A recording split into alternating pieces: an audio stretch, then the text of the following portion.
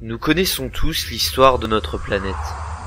Tout d'abord, la vie est apparue, dans l'eau. Et puis, pour la première fois, un amphibien s'est extirpé du monde aquatique. Au fil des années, l'amphibien a évolué pour devenir un petit mammifère. Notre ancêtre à tous. Déjà à cette époque, nos voisins étaient peu recommandables. Mais passons cette étape de notre vie. Accélérons le temps jusqu'au moment où notre ancêtre ressemblait à une sorte de primate. Pour survivre, nos ancêtres ont dû apprendre les bases de la vie en société. Bien qu'à cette époque, le terme société était assez mal compris. Mais avançons encore un peu, voulez-vous.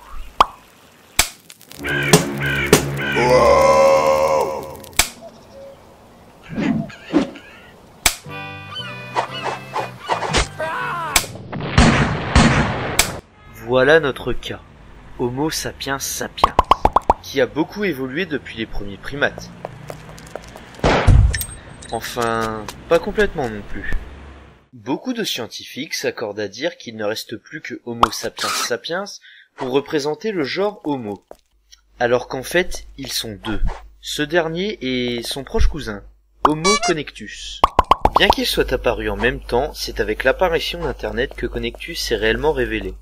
Il est tout simplement plus moderne, plus visionnaire et plus proche de la technologie que son cousin Sapiens sapiens. Si leurs différences ne se trouvent pas dans leur morphologie, c'est bien dans leur comportement que les deux espèces divergent. Observons-les dans leur habitat naturel. Comme tout prédateur, Homo sapiens sapiens doit chasser pour se nourrir, à l'inverse de Connectus qui attend que la nourriture vienne à lui. Généralement donné par un autre Sapiens sapiens. De même pour s'abreuver, n'ayant pas de tronc ni de langue extra longue, les deux genres Homo ont mis au point une sorte de récipient fait de différentes matières capables de stocker tout liquide. Ainsi, ils ne sont pas obligés de tout boire d'une traite.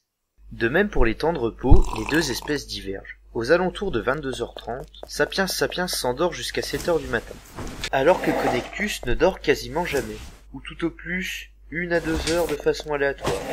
Nous avons parlé de vie en société tout à l'heure. Voyons voir comment ça a évolué. Pendant que Sapiens sapiens retrouve ses amis, Connectus chatte avec ses contacts.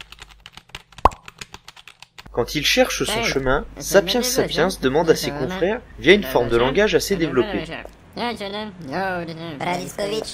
Connectus demande à Gogol. Qu'est-ce que Gogol ? C'est un ami imaginaire créé par d'autres membres de l'espèce de Connectus. Dès qu'un Connectus sait quelque chose, il l'écrit sur Gogol, et ainsi ses confrères le savent aussi. Il n'y a pas de saison des amours pour le genre Homo. Elle est aléatoire et tout au long de l'année. Sapiens sapiens tentera différentes parades nuptiales, plus subtiles ou non. Alors que Connectus ira plutôt à l'essentiel. On voit bien que les deux espèces ont des milieux très différents. Mais que se passerait-il si on alternait leurs milieux ?